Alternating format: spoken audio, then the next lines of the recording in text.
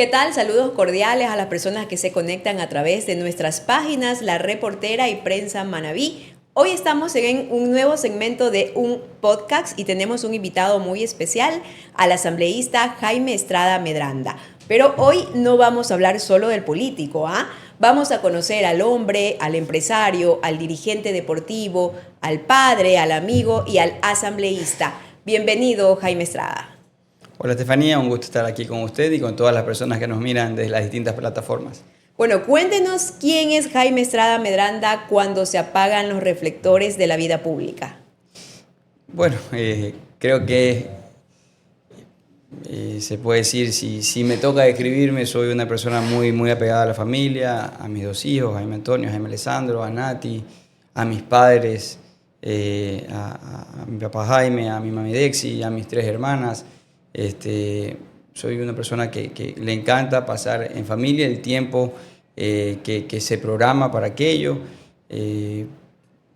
desde las cosas más elementales, hacer el desayuno de repente, llevarlos a las escuelas, ir con todo el volumen en la radio desde que salimos de la casa hasta llegar a la escuela de los niños, disfrutar los fines de semana como que si no hubiera más.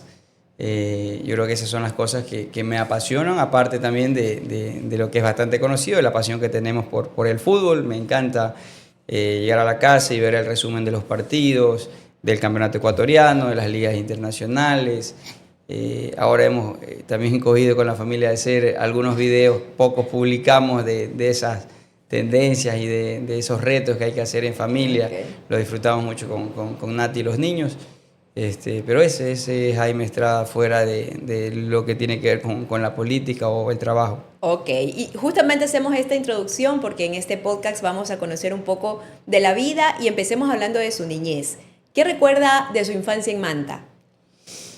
Y bueno, yo creo que hay algunos lemas que a nosotros nos caracterizan: cama grande, porque en la casa nos gustaba meternos a todos en la casa, en el cuarto de mis papás. Era un colchón bastante grande y ahí veíamos cómo nos acomodábamos los seis. Eran tres hermanas mayores a mí, Silvia, Isabel, Claudia, mi mamá, mi papá y yo, que era el Conchito, me decían. ¿Usted es el único varón de su familia? Sí, soy el menor. Ajá, ok, ajá, y era el sí. menor. Y eso, también la familia, cosas que son muy características de nosotros. Los 31 de diciembre era el cumpleaños de mi abuelita Olga, okay. Abuela de parte de papá. Ya pues había que hacer todo lo que había que hacer de parte de los grandes y de los pequeños, pero el 31 teníamos que estar a 8 o 9 de la noche, todos ya en la casa de mi abuelita, porque cenaba toda la familia Estrada Bonilla ahí, y sus descendencias, y ahí nos amanecíamos hasta las 6, 7 de la mañana, íbamos a comer a veces ceviche de Telmo, que abría el 1 de enero. Son cosas que uno recuerda siempre. Los domingos, en cambio, en la casa de mi abuelita Chava, mi abuelita de parte materna, porque ahí eran 11 hermanos, o sea, 10 tíos. Okay. Todos con sus hijos, que son mis primos, y cada vez éramos más y más y más. Y los domingos era clásico ir allá a jugar en el barrio Jocay, ahí cerca de la iglesia. Ahí nosotros prácticamente pasábamos los domingos entre haciendo deporte y haciendo locuras con todos los primos. Son cosas lindas que uno recuerda. Ir los domingos al estadio Jocay, primero como mascota, luego como jugador en las categorías formativas y luego hasta jugando profesional. Entonces son cosas que se han quedado marcadas y que tratamos también de cosecharlas o de sembrarlas, perdón, con nuestros hijos. Y que cuando uno crece añora, ¿verdad? Así es, sí. Oiga, ¿y cómo influyó su padre Jaime Estrada Bonilla en su carácter desde niño? ¿Qué recuerda de él? Bueno, ser constante, ser muy disciplinado, prioridad uno siempre la familia, y luego de eso con la familia ir juntos a todo lo que venga por delante, a no desmayar, a que justamente el carácter y las personas se forman en las derrotas. Creo que somos muy ligados al deporte y eso nos ha hecho aprender de que en la vida primero hay que intentarlo, ¿no? Porque si no lo intentas, lo más probable es que pases al lado de las personas que fracasan. Ya solo intentándolo, y aunque no ganes la primera vez, ya ganaste experiencia. Y seguro conociste a personas valiosas dentro de un proceso más adelante que te van a ayudar. Y luego, si tienes la dicha de que el resultado sea favorable, bueno, te conviertes en un vencedor, y hay que también saber manejar eso, porque luego de una semana en el fútbol tienes una revancha. Entonces, ni los triunfos ni las derrotas son para siempre, pero hay que estar en la cancha para poder cambiar la historia. ¿Y qué tal ese lado adolescente de Jaime Estrada? ¿Fue rebelde o más disciplinado? ¿Le sacó algunas canas ahí a los papás o no? De ley sacamos canas ahí por alguna ocurrencia, alguna locura. Pero yo era un estudiante, era un buen estudiante, modestia aparte, fui escolta en la escuela, fui escolta en el colegio, encabezamos grupos de ayuda social con un equipo que se lo denominó Cadetes en Acción, donde tenemos grandes amigos, Yugarasúa, bueno, el exalcalde Agustín Intriago era parte de este grupo Cadetes en Acción, Gary Moreno, algunos compañeros de esta promoción que nos gustaba siempre estar en actividades extracurriculares, y ni qué le digo el deporte, porque estábamos siempre en la selección de fútbol, de básquet, de vóley, a la final no siempre siendo los mejores, pero siendo parte de un equipo que nos encantaba y nos apasionaba el deporte. ¿Y qué soñaba hacer usted cuando era un niño adolescente? Bueno, en realidad soñé ser jugador de fútbol y soñé también seguir los pasos de mi padre en la empresa privada. Él era gerente de la tunera Conservas Isabel y nos encantaba que nos invitara de repente. Íbamos a veces todo el curso, de la Julio en su momento, de la FAE, después a ver los procesos, a conocer los procedimientos, los estándares, qué tipos de pescados habían. Me apasionaba eso. Y luego que estaba ya en la universidad, también tuve la oportunidad de ir a hacer pasantías a una empresa tunera donde sentía que me apasionaba todo lo que era proceso productivo, números de eficiencia, rentabilidad y todo lo que tenía que ver con las cuestiones de la producción. Y bueno, trabajamos desde muy chiquito y conseguimos alguna oportunidad en un juego de empresas en la universidad, y de la noche a la mañana lo que pensábamos que queríamos ser de grande en el tema empresarial, lo conseguí en un juego de empresas y nos tocó alquilar una fábrica en Pozorja. Tenía 21 años y desde ahí, gracias a Dios, hasta ahora ya han pasado casi cerca de 20 años y seguimos haciendo eso que nos gusta, ni qué le digo con el fútbol, Ha sido su pasión desde pequeño. Me encantaba y fui dirigente de los 18 años y sigo siendo dirigente ahora que ya tengo 40. Entonces me siento bendecido porque las cosas que nos hemos propuesto desde chiquitos, que las soñamos, luego las convertimos de estos sueños en metas. Y estas metas las hemos ido cultivando a través de trabajo, levantándonos muy tempranito todos los días y sacándonos el aire, no solo yo, sino un equipo de trabajo enorme que nos ayuda y que nos empuja para poder conseguir las cosas. Hablemos justamente de esa época deportiva que usted dice desde pequeño le apasiona. Uno de los momentos más llamativos de su historia fue cuando fue presidente, pero a su vez también jugador del Manta Fútbol Club. Cuéntenos ese suceso, a ver. Bueno, eso cambia mi vida el 2012, que mi esposa Nati queda embarazada. Y ya nos descuidamos un poco de la rutina de ejercicios y eso, y estábamos pendientes más del nacimiento del niño. Me subí de peso en muchas libras. Fue así que en diciembre del 2012, con el profesor que era Edwin Cosar, le dije: profe, ayúdeme ahí, entréneme ahí para ver si recupero mi condición. Ya 10 años atrás me había retirado del fútbol. Y comencé a hacer la pretemporada antes, porque la pretemporada arrancaba el 15 de enero y yo empecé en diciembre. Para tratar de ponerme bien físicamente, pero sin pensar que era para jugar fútbol, sino simplemente para sentirme mejor. Y entrené 3 meses. Pero no era presidente ahí todavía. Era presidente del Manta, claro, era presidente del Manta. Y en realidad contratamos muchos jugadores del 2012 para el 2013. Vendimos jugadores ahí a Carlos Garcés, a Francisco Rojas. Bueno, algunos jugadores ya no pudimos renovarlos. Y fue un equipo completamente distinto en el 2013. Entonces el técnico me dijo: Jaime, ¿sabes qué? Si tú puedes sacrificarte media hora, 1 hora, quédate con los muchachos entrenando para que se arme bien el grupo, haya armonía, haya amistad, que creemos que eso también es importante siempre en un equipo, no solo de fútbol, sino un equipo de trabajo per se. Una buena relación, una buena interacción. Listo, lo hicimos todo el mes de enero, hice la pretemporada, a las 2 semanas ya estaba al ritmo del equipo, entrenando con normalidad, me sentía bastante bien. Finales de enero nace mi hijo, Jaime Antonio. nace Jaime y estuvo cerca de 15 días con serios problemas de salud. Y todos los días tenía visitas de jugadores, del cuerpo técnico, porque en este tiempo ya nos habíamos hecho muy, muy cercanos, había mucha amistad porque pasábamos 4 o 5 horas juntos durante todo el día haciendo pretemporada, a veces doble turno. Y ellos estaban obviamente preocupados por lo que le pasaba a mi hijo. Mi hijo sale de la terapia intensiva que estuvo en Guayaquil. Y luego de eso, los jugadores y el cuerpo técnico me dicen, Jaime, regresa a entrenar. Y yo les dije, no, mire, ya pasé 2 semanas en clínicas entre Manta y Guayaquil, me voy a dedicar a mi hijo y a mi empresa y obviamente a estar que el equipo funcione administrativamente. Y los jugadores me dijeron, Jaime, pues si este es tu sueño, trabajémoslo juntos contigo y que tengas tú para mostrarle a tu hijo que tú jugaste profesional alguna vez, porque no había jugado profesional, había jugado ascenso. Okay. Me contagiaron de emoción, hasta con lágrimas, y esa es la historia previa, ¿no? Ya. Esa es la historia Y previa. hay una historia ahí que lo inspiró también su hijo, el convertirse en padre, su preocupación y esos amigos que lo empujaron también en ese momento. Así es. Oiga, Y lo que pasó en el partido ya eso es mucho más de lo esperado, ¿no? y a ver, y obviamente usted dice, no, yo estaba subido de peso, entrené, lo hice, pero llegó ese gol justamente en Serie A. Cuéntenos ese momento para usted, a ver. Bueno, como les decía, esto pasó en marzo, yo en febrero reinicié los entrenamientos y ya me decían inscríbete. Yeah. Y yo no me quería inscribir porque era un tema que la gente lo iba a tomar como por una cuestión jocosa o que yo quería como presidente hacer lo que se me daba la gana. Y era un tema sumamente personal, que hoy recién después de 13 años lo puedo hablar sin quebrarme, pues no, porque creo que hasta hace un par de años que fue la primera vez que lo dije, cuando me preguntaban por qué, se me salían las lágrimas, porque no es que me recuerdo del gol o de lo que pasó, sino me recuerdo de los problemas de salud de mi hijo. Obviamente.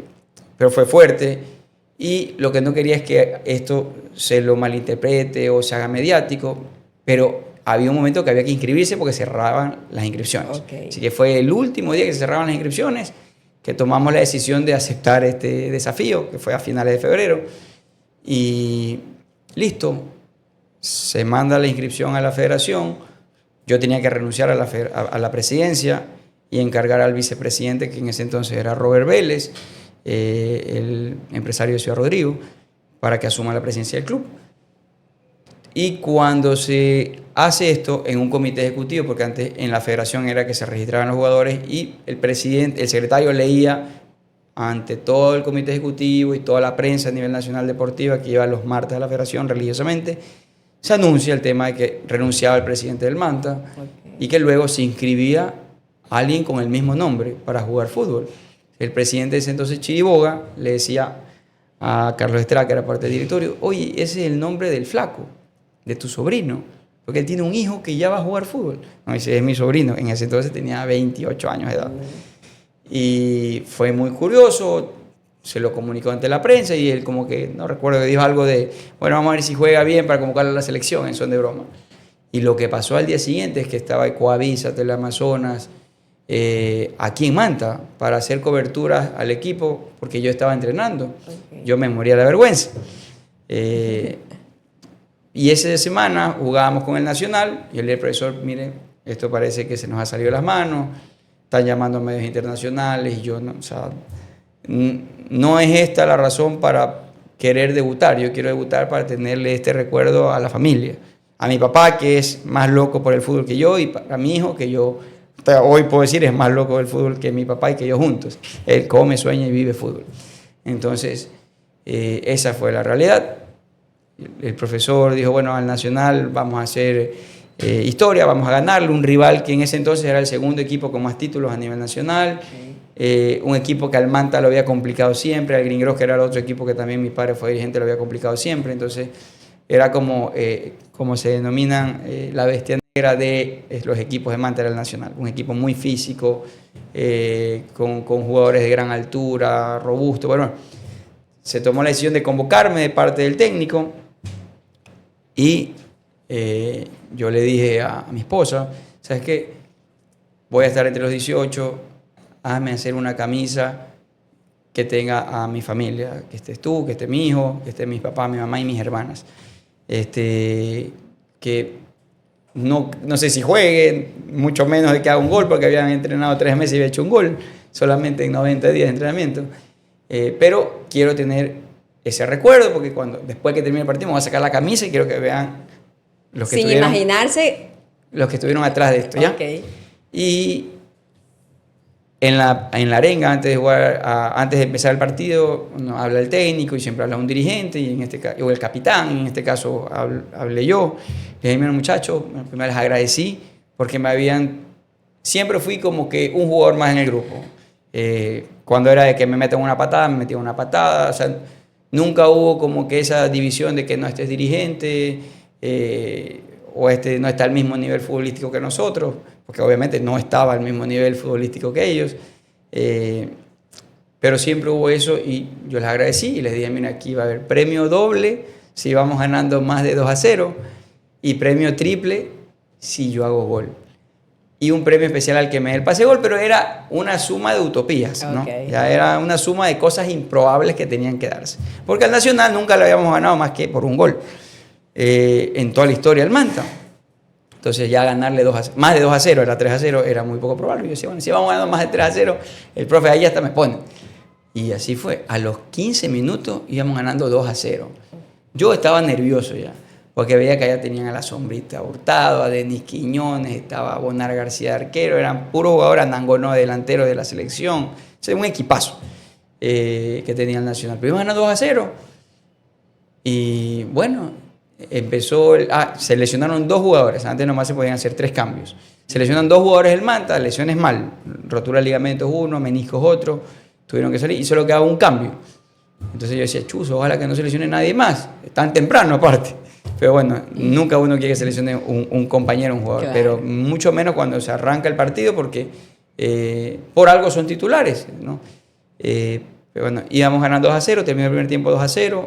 Al minuto 10 del segundo tiempo ya íbamos 3-0. Y yo decía, bueno, ya se pagó el premio doble y existe la posibilidad de que yo juegue. Y la gente, que habían ido unas 7.000, 8.000 personas al estadio ese día, muchos aficionados que normalmente van, pero había una cantidad importante que excedía el promedio, porque nosotros teníamos un promedio de 3.000, 4.000. Okay. El resto de la gente fue porque había una noticia que el presidente podía debutar. Entonces la gente se prestaba para la cháchara y era como un carnaval, que juegue el presidente. Gritaba en las tribunas. No me diga, le empezaron a hacer barraqué, Presi, yo me reía. Decía, voy a patearme la oreja y voy a quedar mal. Pero bueno, y ya yo le pregunté al doctor, ¿qué tiempo van? Van 30, yo faltan 15. Pues yo tiene que meterme, si no ya se me acaba el partido. Y yo comienzo, la típica es cuando un jugador, el técnico le dice, vas a entrar, el jugador comienza a picar, ¿no? Allá a meterle al 100% para entrar medio ahogado, para que ya se normalice dentro de la cancha. Entonces, cuando me dice van 30, yo, profe, espérese. Cuando el profesor me dice espérese, yo comencé a picar para meterle presión, para que la gente diga, ya va a entrar, porque ya comenzó a picar. Y así fue. Entonces el profesor me dice, no, todavía no. Pero bueno, ya, venga para acá. Dice, espérese un ratito. Ya, profe, le digo, deme un minuto. Ya vas a entrar por Santa Cruz, que era el paraguayo que teníamos ahí, familia de Hugo Santa Cruz, un jugador de la selección de Paraguay, y listo. Me hace el documento para llevarlo yo a la mesa de control. Y el trayecto desde que salí, que me dio la palmada de confianza el profe, hasta la media cancha, voy llorando de la emoción. De la emoción. Era un sueño de toda la vida, de chiquito, que jugué muchas veces en ese estadio, que hice goles jugando en las formativas, en ascenso. Era el sueño del pibe, el sueño del niño que se convertía en realidad en el equipo que yo amo de chiquito. Entonces, de verdad que era una película para mí, la mejor, una de las mejores experiencias de mi vida. Llegar a la media cancha, escuchar que me nombraban que iba a ingresar, miraba arriba, estaba mi papá, mi mamá, mi esposa, mis hermanas, todos mis amigos, que se me burlaban porque me decían que iba a ser el ridículo. Bueno, era un mar de sentimientos ahí. Que estaba llorando, ahí en los videos sale que yo cuando miro para atrás se me roban las lágrimas, no es sudor, es lágrimas. Y ya para mí eso era lo máximo, ya se había cumplido mi sueño, pero el destino me tenía preparado algo mejor. Era que en la primera pelota que tocaba, primero entré en un córner. Okay. Entré en un córner, la Sombrita Espinosa, un jugador de 2 metros de altura, yo mido unos 74. Y peso, qué sé yo, pues 165 libras y él pesaba 220, pero de músculo. Entonces entró en un córner y él me mira y me dice, presidente, esto es una falta de respeto. Una falta de respeto, nosotros somos profesionales, usted es dirigente. Donde se me acerca, listo, lo aparto. No, tranquilo, yo voy atrás, yo soy defensa, de verdad. Yo era delantero, pero con esa palabra que me dice, y cobran el tiro de esquina y escalada, medio me la cabecea para que yo le gane a la sombrita. Era imposible, porque tenía 20 y pico centímetros más. Si lo que hice fue agacharme. Y la general que estaba al frente se ríe, le causó gracia, se mofaron de que me dio miedo, pues. Listo. Entonces, por eso digo que en la vida es importante tenerse fe, ¿no? De mandarme a hacer mi camisa pensando que yo podía hacer un gol, entrenar todos los días y luego regresar, aunque una persona muy, muy superior físicamente a mí me había dicho que no me acerque. En la siguiente jugada, saca Nacional, recuperamos la pelota, Efren se la tiró al Diablito Lara, Lara se la tiró a Márquez y Márquez se llevó a todo el mundo y me tiró el pase. Y quien me iba a marcar era la Sombrita Hurtado. Entonces yo tenía que rematar porque donde la paraba me partía en el dos. Entonces rematé con precisión, porque tampoco fue que cerré los ojos y me pegó en la tobilla, no, rematé con precisión. Y ya cuando vi que la pelota le pasó a la Sombrita y se iba a la esquina, ni vi entrar la pelota al arco. Me di la vuelta a celebrar. Porque era imposible, el arquero estaba del otro lado. Yo, se me apagaron las luces. Se me apagaron las luces, lloraba más no poder, fui a celebrar a la tribuna que estaba mi familia, me saqué la camisa, donde nos mostraba en la televisión, bailé con mi amigo Efren Mera, con Cristian Márquez que me dio el pase de gol, con Rolando Ramírez, el arquero, imagínense, el arquero salió a celebrar hasta la mitad de la cancha. Me pegué un baile ahí con ellos, cuando me sacó tarjeta amarilla el árbitro porque me saqué la camisa, Fue una fiesta para usted, fue un éxito haber cumplido ese sueño. Sí. Oiga, y ya este momento muy emocionante que usted dice ha sido uno de los mayores logros de mi vida. ¿Y qué dice su hijo? Porque su hijo ya, si nació en el 2012, no, ya tiene 13 años. ¿Ya 2013 nació. Ah, en el 2013, ya está Enero casi por 13 años. Sí. Ya, ¿qué le dice este momento? Usted me imagino que le cuenta, le muestra las fotos, los videos. ¿Qué le dice él? No hay no hay domingo que no nos sentemos en la televisión a ver el YouTube, donde dice gol de Jaime Estrada, lo vemos siempre. Ah. Él y el menor, Jaimito Alessandro. 13 años después ellos sienten esa felicidad. Jaimito Alessandro, justo hoy día en la mañana que hablábamos con él, me decía, papá, porque le enseñaba hoy día el gol de Daniel Valencia, un jugador del Manta que lo vendimos al América de Cali, que ha hecho 2 goles en 3 partidos. Entonces ayer hizo gol en la noche, el primer gol, el 1-0. Entonces me dice, pongo un gol de Daniel Valencia y salen goles de Daniel Valencia y goles de Daniel, o sea, en el América de Cali y gol en el del Manta. Y me dice, papi, ¿y por qué no juegas este año? Te quiero ver en la cancha. Le digo, ya, Jaime, ya pasó hace Ya usted bastante. espera ya ver ahora jugar a los hijos. Bueno, los lleva a jugar. Ayer ganó Jaimito Alessandro una final en un campeonato en el torneo de Sanfe. Jaimito Antonio está entrenando en el Manta en la sub-13 y en realidad son momentos únicos. Llevarlo a entrenar de repente que puedo, porque por lo general entrenan martes, miércoles y jueves, que a veces me toca estar en Quito. Pero ir a los partidos del fin de semana no hay como perdérselo. Claro. En realidad me reflejo en ellos. Siento que yo estoy cumpliendo mis sueños ahí, atrás de la línea, gritando, saltando. Ya después me dice, oye, baja el volumen. ¿Qué tal? La emoción. Te emocionas demasiado, pero creo que es lindo, es lindo. Qué bonito, hemos hablado un poco de su niñez, de su adolescencia, de esos sueños cumplidos, de sus hijos, que lo veo que habla muy orgulloso de ellos. Ahora hablemos de la política. ¿Qué le hizo dar el salto definitivo a la política? Bueno, ver cómo estaba mi ciudad. Creo que nosotros habíamos rechazado ser candidatos a la política en varias ocasiones. Me habían propuesto ir de candidato a la Asamblea en el 2013. Okay. Pero ese año, como le decía, estaba embarazada mi esposa y nacía mi hijo. Y la prioridad uno era mi familia y yo me sentía que en ese entonces tenía que hacer mucho más sólido lo que hoy es la tranquilidad de nuestras familias, que es la empresa atunera. Estaba siendo dirigente de fútbol y creía que tenía que soportar muy fuerte y hacer las bases de estos proyectos como para poder dar un salto, y mi familia que estaba apenas empezando. Luego en el 2021 y también dijimos que no. porque veíamos que en realidad la ciudad se desarrollaba de una manera correcta, veíamos que el país y la provincia caminaba. Si mirábamos los números de muertes violentas que había en la provincia o queríamos tomar algún servicio público como de salud o las carreteras, era otro el Ecuador, era otra Manabí, era otra nuestra ciudad. Pero el 2022 comenzamos a escuchar algunos escándalos dentro de la municipalidad. Comenzamos a conocer que había un exceso de personal en el municipio, un municipio que antes tenía menos de 1.000 personas hasta el 2014. Hoy se habla de más de 2.000 personas, 2.500 personas, si contamos las que facturan, y que el tren de gasto corriente, que antes era 30% y 70% de inversión pública, hoy es al revés. Hoy es 70 o 65% gasto corriente y 35% de inversión pública. Y hoy van a estar asustados. De hecho, veía alguna publicación de lo grave que es esta ley que ha sido aprobada de parte del bloque del gobierno, porque nosotros estuvimos en contra, porque es una camisa de 11 varas para municipios que lo han manejado de manera irresponsable. Y que por último, nosotros estamos de acuerdo que se sancione a las autoridades irresponsables que prefieren fiesta, que no le pagan a sus trabajadores, que contratan muchas personas sin un estudio técnico que lo prevalezca. Está bien, sanciónelos a ellos, pero no sancione a la ciudad. No le quite recursos de agua potable, de alcantarillado, de ayuda social, de regeneración urbana a las ciudades y a las prefecturas. Eso no se puede hacer.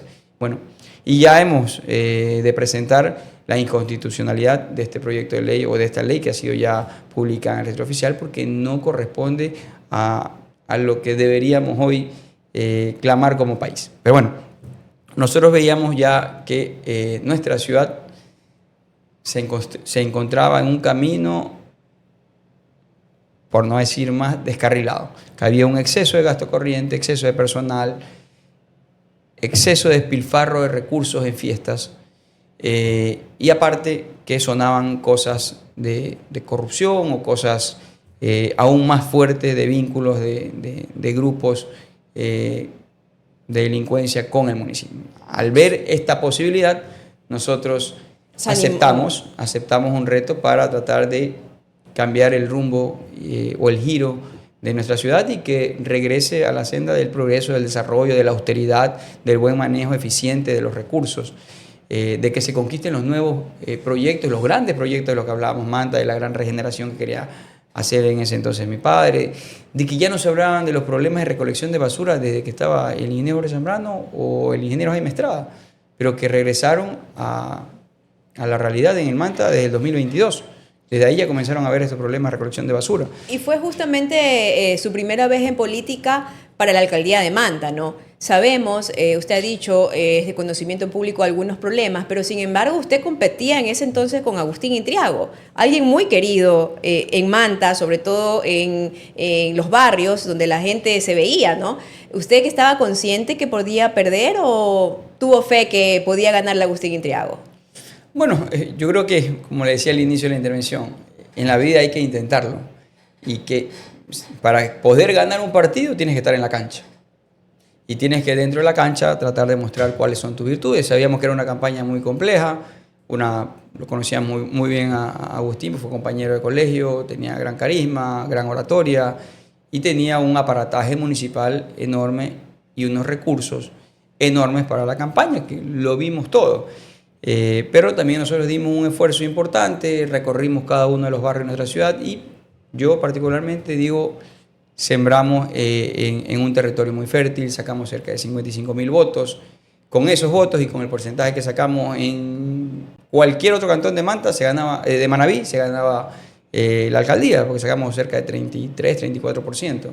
El alcalde de Puerto Viejo sacó menos votos, Chone, bueno, en resumen, fue una elección atípica por la parcialización que hubo entre dos candidatos, o la bipolarización, pero sobre todo yo sentí que gané muchísimo porque conocí a líderes sociales, a líderes barriales, a distintos grupos del transporte urbano, del taxismo, dirigentes deportivos que no conocía antes porque solamente me dedicaba al tema profesional, luego conocí a muchas personas en dirigencia deportiva barrial, y creo que ese fue un gran empujón para lo que sucedió luego en el 2025.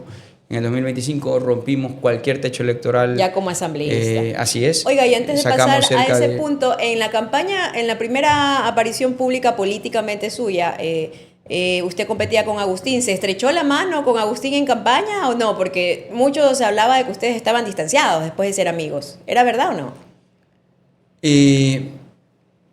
En campaña, no recuerdo si en el debate, puede ser que no pudimos haber dado la mano en ese entonces, porque de ahí en realidad no coincidimos.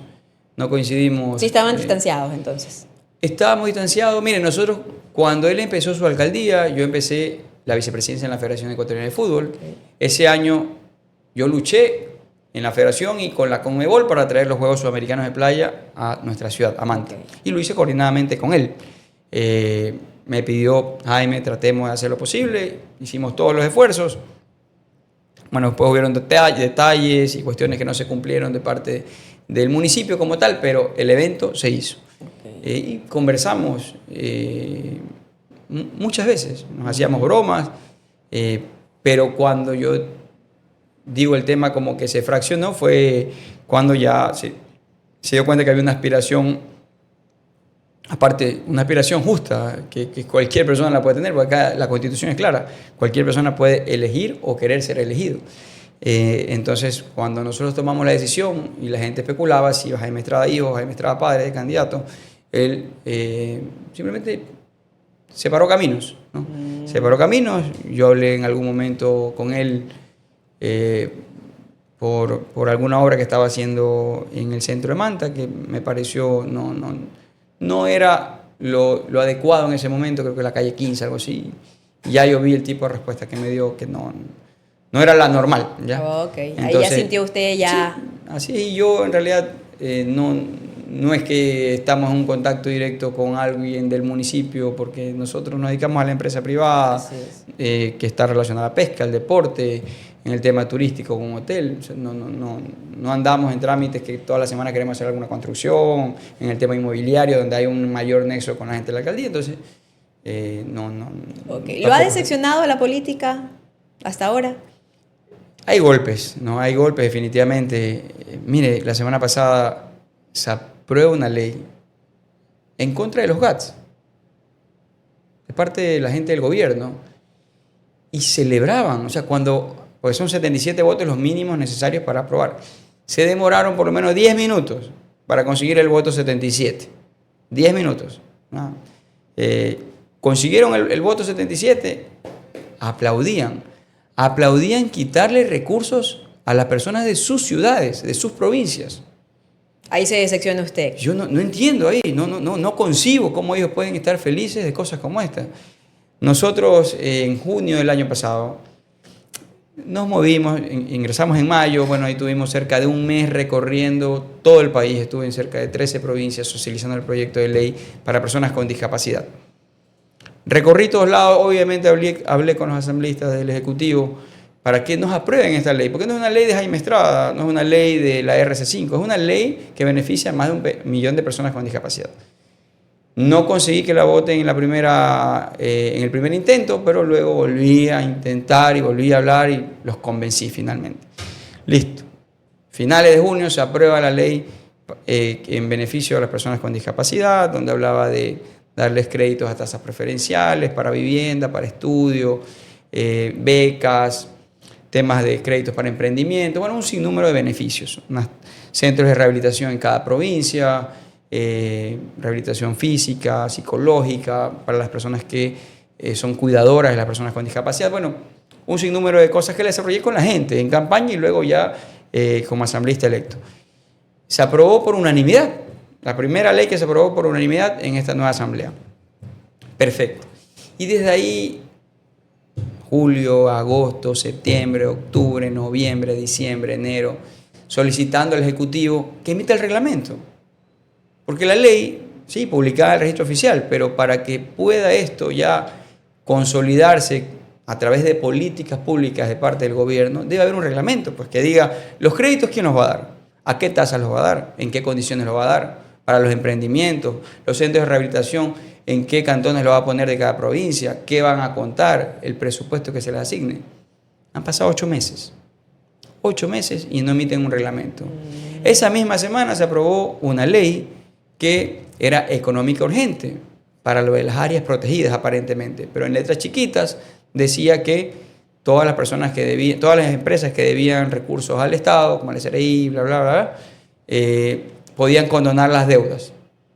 ¿Recuerda? Ya, y que alguien de 98 millones que tenía, que era el deudor más grande del país, el grupo más grande del país en deudas, llegó a tener 0. Ya y fue pagó por la misma época de la ley que usted propuso. La misma. Un día se aprobó una ley, el otro día se aprobó la otra ley. Y esa ley que beneficiaba, creo que a 60.000 personas, 70.000 personas, según lo dice Grok, Inteligencia Artificial, esa ley, el reglamento se publicó 2 semanas después. O sea, para su grupo sí tienen tiempo para hacer un reglamento y llevar a cabo una política pública. Pero para la gente de a pie no. ¿Y se ha sentido traicionado usted? Yo no me he sentido... político, no, por ahí sí hay ciertos temas que quedan ahí flotando, como en algún momento fui candidato a alcalde y fuimos con algunos concejales y estos concejales, muchos se mantienen firmes y uno por ahí medio resbaló a la tentación o qué sé yo, no sé, ya tendrá que responder él, pero son cosas que pasan. Particularmente no había una relación muy estrecha de compartir un proyecto, sino que fueron más que nada coyunturas, fuimos parte de una alianza en ese entonces. Claro. Sin embargo, hoy creo que hemos venido trabajando con mucha seriedad desde el 2022 y no hemos soltado el trabajo hasta hoy, febrero, casi marzo de 2026. Hay un equipo de trabajo mucho más amplio, mucho más estructurado, que conoce más a fondo todas las cosas y los pormenores de nuestra ciudad y de nuestra provincia. Y este equipo tendrá que ser determinante para lo que se viene en las seccionales. Que ya están cerca. Ya están de la ceja al ojo, como se dice, en el barrio. Antes de pasar a otro tema, hablemos un poco de Rafael Correa. Usted es parte de su movimiento. Cuéntenos cómo fue su primer acercamiento con Rafael Correa. Bueno, el primer acercamiento con Rafael Correa es un tema anecdótico. En marzo del 2013, yo hice el gol. Y ese día había una sabatina en Olmedo, una semana después o la misma semana, no recuerdo. Había una sabatina en Olmedo, entonces estaba mi padre ahí, el alcalde de Manta. Y él en plena sabatina le dice: Jaime, oye, escuché que un Jaime Estrada hizo un gol contra el Nacional, fue noticia internacional, eso dice. ¿Y qué es él para ti? Es mi hijo, le dice el presidente. No puede ser. Y esta semana juega con ML, cuidadito. Cuidadito. Y luego de eso, seguramente tenían los números, qué sé yo, pero hablamos telefónicamente, en son de broma por el tema de fútbol. Y bueno, luego nos invitó para alguna candidatura puntual, le dijimos que no, porque no estábamos pensando en ese momento en la política, y estábamos con una prioridad que era mi familia, como le decía al inicio. Y luego de eso siempre tuvimos contacto por el tema de fútbol, porque él en realidad era apasionado más no poder por el fútbol. Vimos un par de clásicos juntos en algún país de los que él visitaba, México, Venezuela, que yo estaba por temas empresariales y habían grupos, amigos en común que decían: hoy vamos a ver el partido, y de repente llegaba el presidente Correa y era un lujo pues para nosotros poder compartir una mesa así sea de ver televisión, donde él hablaba muchísimo de temas de fútbol y también de política. Y desde ese entonces, nosotros participamos también en el 2015 para presidir la federación. Ahí tuvimos también alguna llamada telefónica como para preguntar cómo así, cuál era nuestro objetivo. Pero muy bien, en muy buen plan, siempre. ¿Y qué admira usted de Rafael Correa? Bueno, mire, hoy es tan fácil comparar, ¿no? Cuando hay una persona con mucho conocimiento, con capacidad, con destreza, con otras que no lo tienen. ¿No? Entonces yo creo que estas son las cosas, el liderazgo que tiene él, el conocimiento. Él es una persona que siempre está actualizado, leyendo, preparándose, como que si estuviese en el colegio, en la universidad. Eso yo veo que resalta. Las veces que he hablado con él, siempre va con un libro que es el que está leyendo en ese momento. Uno dice, bueno, por algo él siempre está a la vanguardia en todos los temas. Oiga, pero también ha sido público un poco las fracciones que han habido dentro del Partido de Revolución Ciudadana.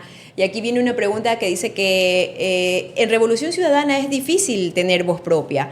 ¿Usted siente que puede disentir públicamente si algo no le convence como Jaime Estrada? Bueno, lo hemos hecho.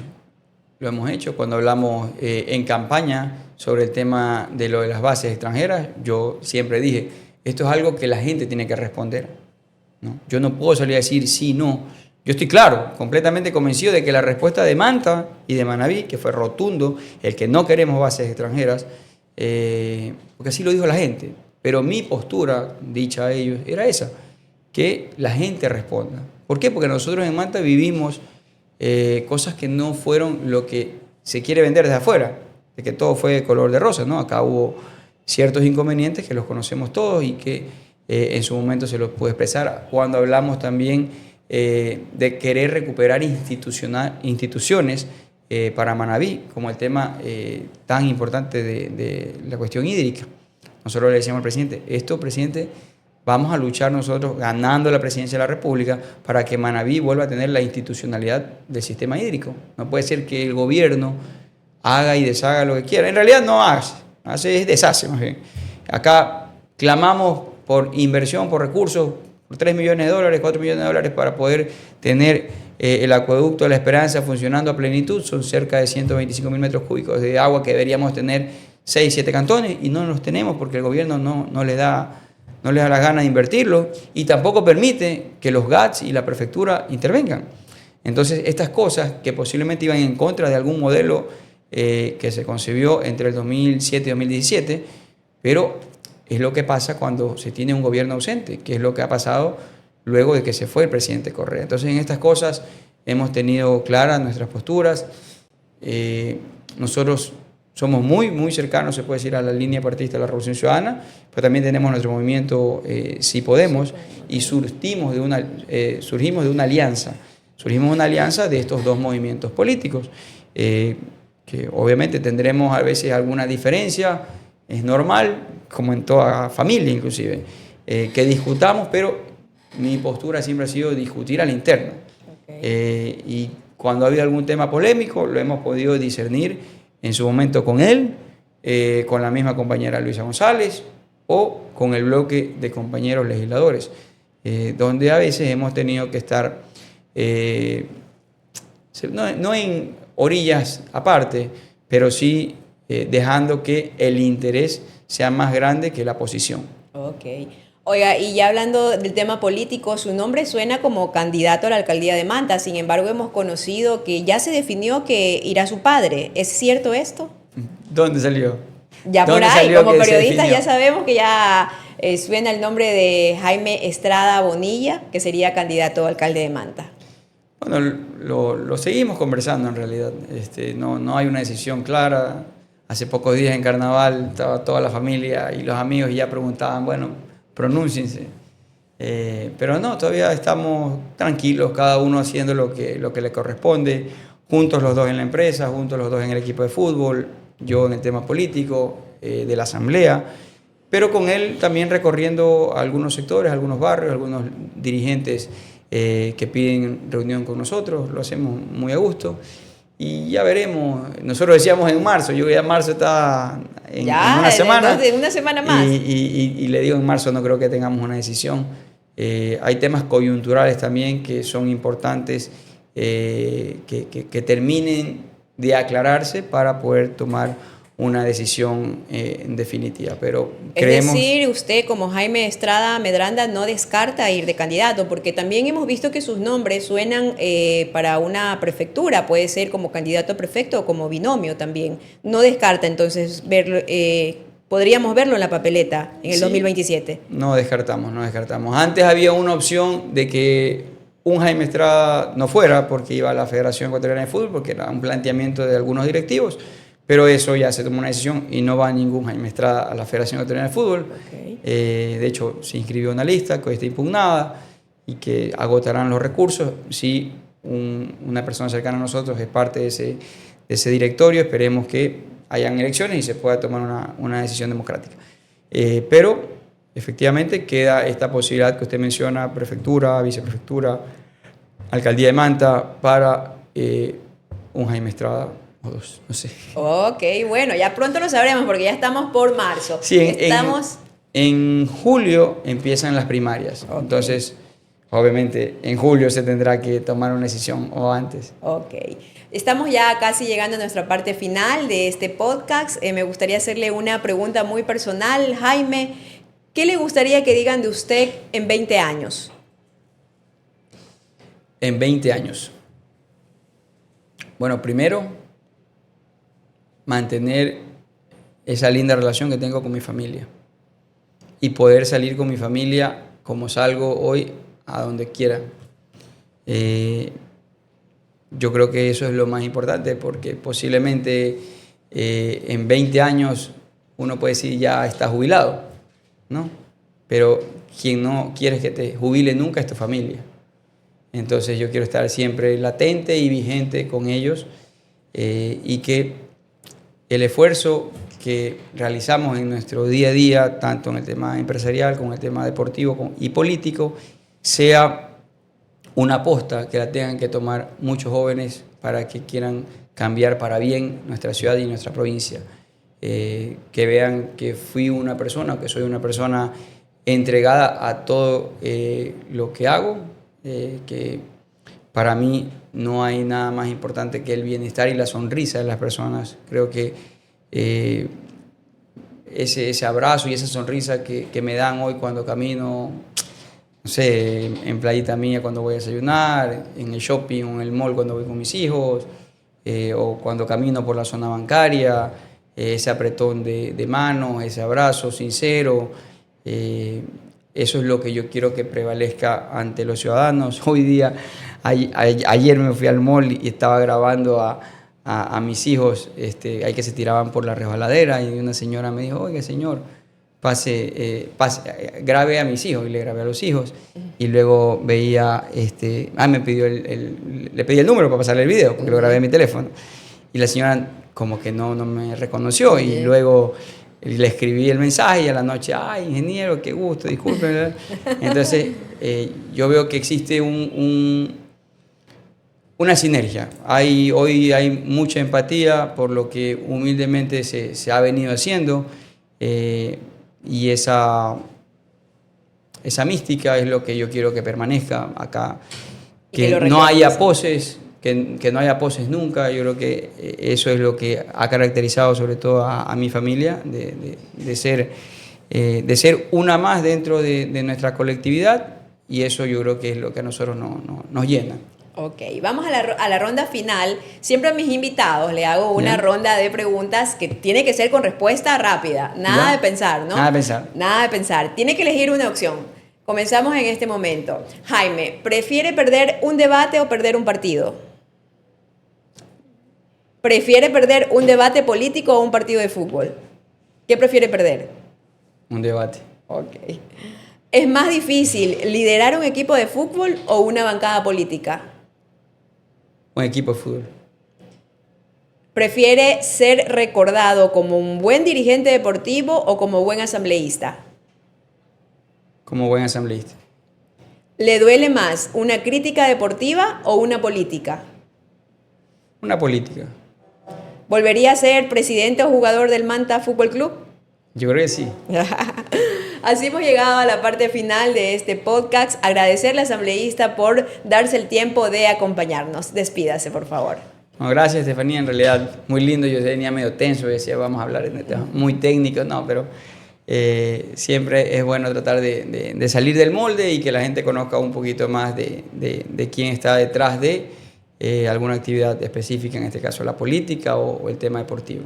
Es justamente lo que buscamos, que aquí el político se sienta sobre todo auténtico y que las personas puedan a través de este medio de comunicación conocer a esas figuras que muchas veces vemos en televisión o en los medios de comunicación. Así nos despedimos de este programa, no sin antes agradecer a nuestros auspiciantes Vera Construcciones, Motel Dubai, Asian Market y Surftel. Nos despedimos hasta un próximo episodio. Chao, chao.